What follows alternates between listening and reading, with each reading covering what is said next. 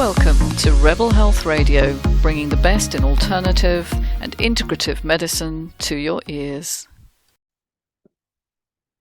Well, hello everyone. It's Patricia Warby from Alchemy Therapies, and it's time for an update. This week I've got some really important news, which is this channel hit 1,000 subscribers. Finally, I've hit the 1,000 mark. 1,000 is, well, let's put it in perspective. Probably 95% of people who have a YouTube channel never hit that mark. So we're in the top 5% now, I would say. Obviously, looking for, more. We're on an upward trajectory here. So thank you so much for subscribing, those of you who are subscribing. If you're not a subscriber and you want to know more information on all things to do with health healing, in particular in the arena of emotional healing, consciousness, alternate states of being, this is the place to be. I particularly focus on past experience as a predictor of present day symptoms. So I look at trauma, I look at adverse childhood experiences. As I say, I look at emotional healing, but from a very broad perspective.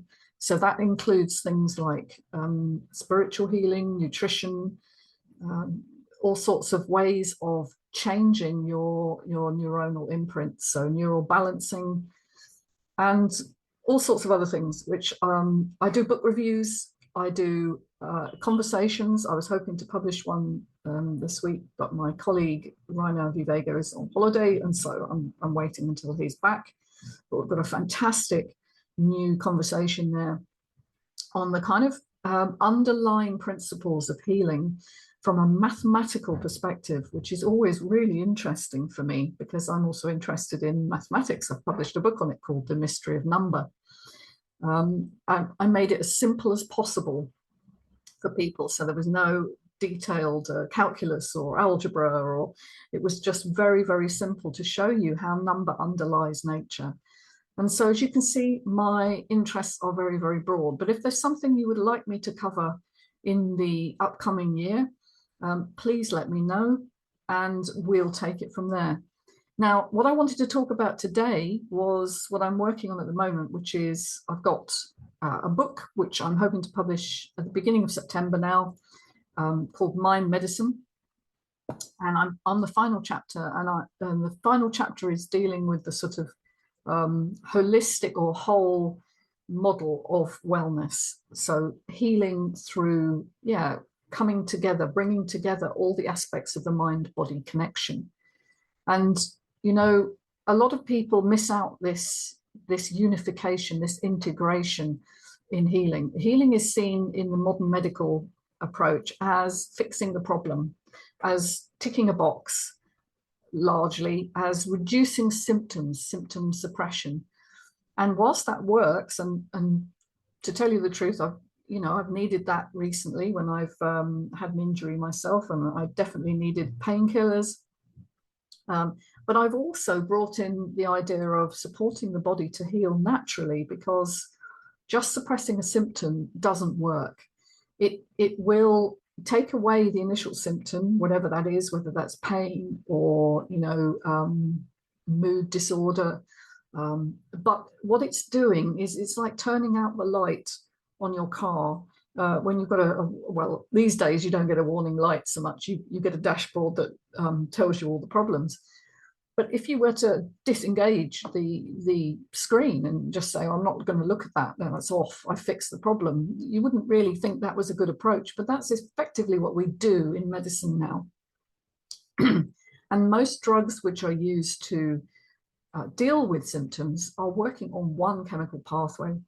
And so what I'm writing about in this book is the idea that there are broader perspectives and using interventions which allow the mind to come in the aspect of healing, because first of all, consciousness, which is self-awareness in my definition, the fact that I think that I have these awarenesses of what's going on for me, that I feel like an individual person, is both an artifact really of our brain, but it's also a linking in to a shared consciousness, which we all have because we're part of a universal structure. And what I was talking about in the last chapter was having direct transformational experiences of connection with something bigger than yourself. So expanding your sense of self beyond your physical body.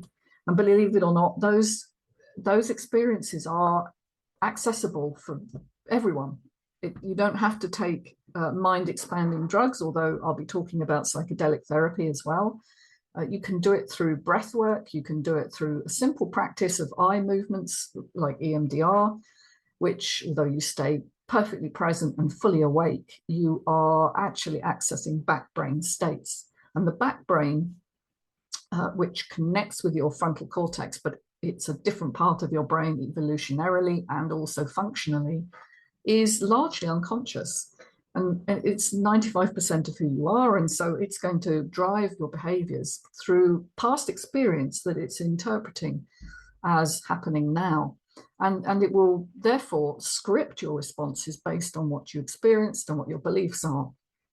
And so I wanted to look at how people break those patterns and break those habits of being where they are simply repeating the past, which is always a problem, because past experiences were probably from childhood, if not early adulthood, but they would have been experienced in periods of overwhelm and possibly powerlessness or helplessness. And so the suite of responses that the body has are very limited because the body perceives that you are under threat. And so it's shutting down the vast majority of your flexibility, of your creative thinking. And it's just using a script that says, I'm in danger, do this. And so if you've ever had the experience of losing your temper for no reason, or you find yourself shutting down when people criticize you, or you find yourself overwhelmingly impaired when you try and speak up and say things that matter to you, that you simply can't articulate what it is you feel, then likely these are old scripts that are running in the background. So how do we overcome them? So the first thing to understand is that the mind and body are connected, and so you simply can't ignore the aspect of your psychology.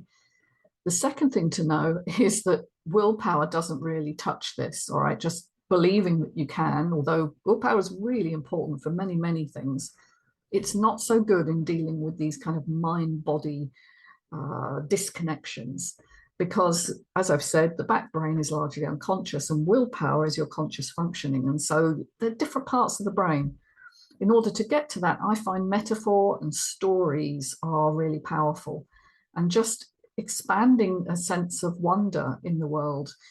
And so healing through this kind of whole connection with something bigger, with something mystical and magical beyond you. I'm not talking necessarily about religion, but it touches upon the notion of God, universal consciousness, whatever it is you call that. There seems to be a vast array of information in the world in which we are embedded. And I mean the ether, if you like. It used to be called the ether. We now call it the vacuum fluctuation or the void. It's not really empty. There is a vast amount of energy and information embedded in the nothingness, if you like. We used to think it was nothing. We now know that's not true, but empty space. And what we've found is it's only empty because we can't perceive it with our eyes. When we have the right measurements, we can actually find these fluctuations, which have a vast amount of energy and probably brought matter into being in the first place. They are the source of the Big Bang, if you like. So this is physics, which may seem outside the realm of healing, but in fact, biophysics is now showing us that the brain works in a quantum process of kind of tuning in to this quantum vacuum. And so if you understand that you're not embedded in nothing, you're embedded in a system that has vast amounts of energy and information, then connecting to that might be something that gives you alternative options and changes the patterning of your belief systems, because it takes away that sense of I'm alone, I'm vulnerable, there's nothing I can do. It's what people, I guess, access in states of transcendental meditation. But meditation isn't for everyone, and sometimes can trigger people to feel very vulnerable, because it's basically immobilization. And if you've never felt safe in your body, sitting still for hours on end isn't a particularly viable or helpful approach. So you need something that's active, that enables your brain to connect. And as I've said, story, metaphor, which is often used in hypnotherapy, for instance. And if you look at the work of Milton Erickson, who was probably the most famous hypnotherapist there's ever been, and how he worked was, first of all, the way he talked to people brought them into a sense of trust and connection. But then he would use very subtle inferences or references to states of being, like imaginary places or experiences. And he would take them back to things that had happened to them, but he would subtly suggest new ways of interpreting. It can't be described in words. That's the sad thing, is a lot of these techniques can't be described in words. You have to see them in action and understand that this is back brain functioning. So there are ways of engaging that, and that's what I do with clients. I do use very simple techniques to connect with the senses, because the senses are our input system, but then I subtly shift the state of the person by making very subtle suggestions while we're doing that. So if we're doing tapping, for instance, we would say, this anger that I'm feeling, it's a memory of a time that's gone. But I'm learning it's over now. Things are shifting. I have new choices. And it's time to make that shift. And just by progressing someone through what they're experiencing currently to what they could experience if they were able to let go, and you can further develop that, it's time to let go of old beliefs and so on, is what the autosuggestion part of this is. And it's very, very powerful. And you will see transformations in people's responses in front of you, even when working online, because you see it in the face.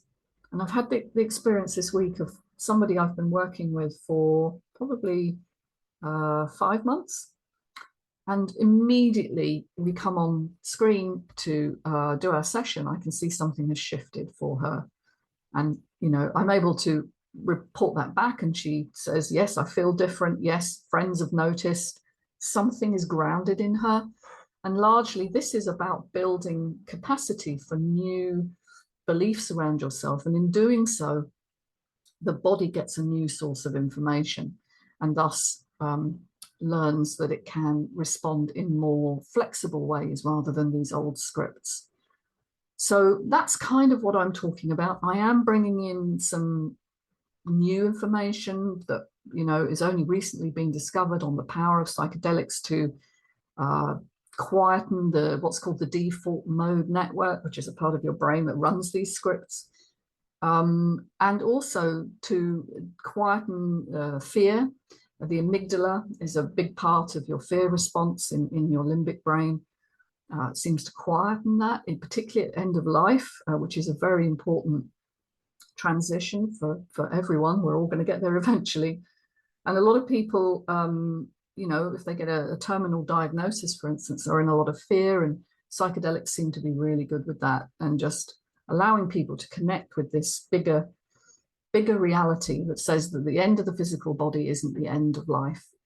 It isn't the end of consciousness, it is the end of life, of course. But consciousness persists after that. And obviously, I don't know what it feels like to be beyond this physical body, because I've not experienced that yet, but many people have. They've had what's called a near-death experience, or NDE.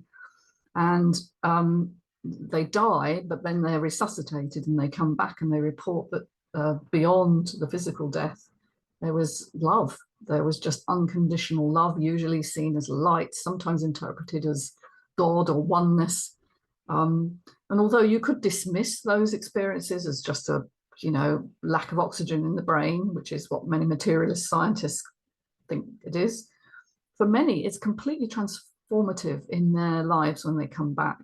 You only have to look at Anita Moorjani's experience. She wrote a book called Dying to Be Me about it. But there have been many other people who've had that experience. So for many of us, fear of death is only overcome when we're really able to connect with the bigger picture, which is a quantum effect. It's a quantum mind, effectively. So anyway, the book should be out, I hope. Yes, beginning of September. I'm doing a little promo on the 6th. I will obviously update you here on the channel when it's out. And if anyone's interested, I'll give some more little snippets as I finish it. But it's probably my most out there, profound book, because I'm, as I get older, discovering so much about health and healing that I would never have believed when I was younger. I would have sneered at it, in fact. That there is a spiritual component to healing, of course. So anyway, I hope that was of interest, and thank you again. Please subscribe if you haven't. Find me on alchemytherapies.co.uk and also obviously on this channel and elsewhere on social media. Take care of yourselves. Be well. Bye for now.